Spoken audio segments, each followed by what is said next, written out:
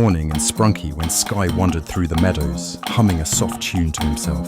He loved walking among the flowers, with the wind in his hair and the sun on his cheeks. As someone who often kept to himself, Sky found joy in the small things, like clouds drifting lazily overhead.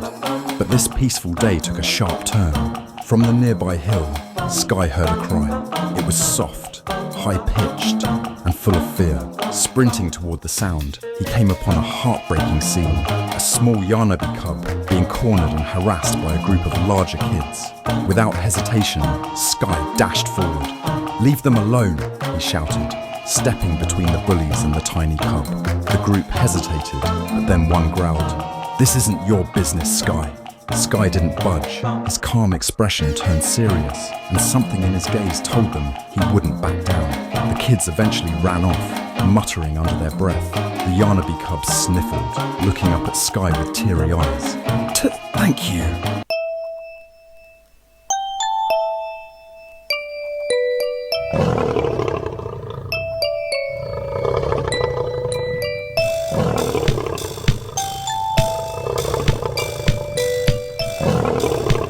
Before Sky could even reply, two large figures appeared, Yarnaby and Yarnabel, the cub's parents. They saw Sky kneeling beside their injured child. "What have you done to our baby?" Yarnabel shrieked. "You monster!" roared Yarnaby.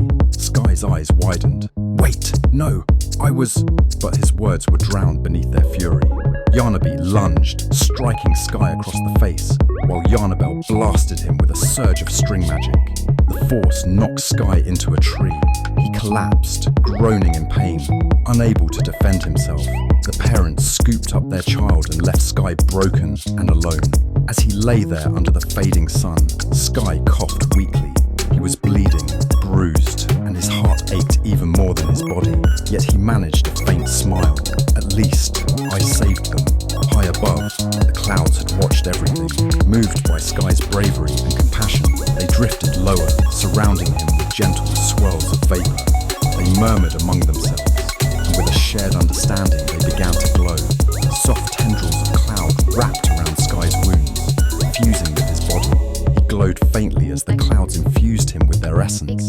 The pain faded, his skin softened, his limbs became light, and his form, once human, was now partly made of cloud. When Sky opened his eyes, he felt different. He stood, lighter than air. His arms flowed like mist, and his steps left faint puffs of cloud behind. I'm still alive.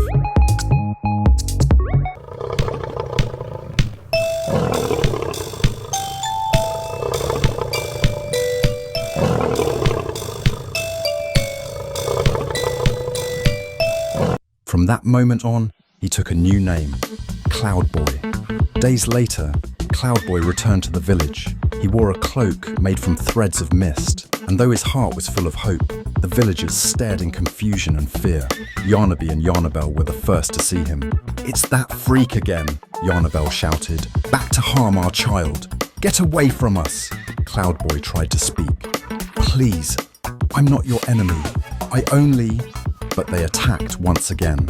This time, Cloud Boy defended himself. His body stretched, arms elongating into great tendrils of cloud that gently wrapped around the two. As he held them, a strange sight unfolded. Yarnaby cub peeked out from behind a fence, covered in bruises, not from bullies, but from home. Cloud Boy's eyes narrowed. "You were hurting your own child, and you attacked me twice for protecting them." Yarnaby and Yarnabel gasped, but Cloud Boy had seen enough. With a whoosh, his cloud-like arms raised them up. Smack, smack. A gentle but firm spanking from the sky, not to injure, but to humble.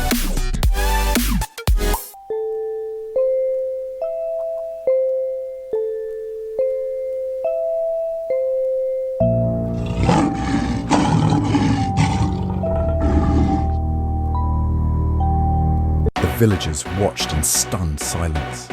Cloud Boy lowered the two, who now trembled not from pain, but from shame. Yarnaby cub ran to Cloud Boy, hugging his soft, misty leg. "Thank you for everything." Cloud Boy smiled warmly and looked up at the clouds. They drifted peacefully, proud of the one they had saved. From that day on, the village saw Cloud Boy not as strange, but as a guardian, a soft-hearted, cloud-bodied hero who would always do the right thing, even when it hurt. And high above, the sky was never more clear.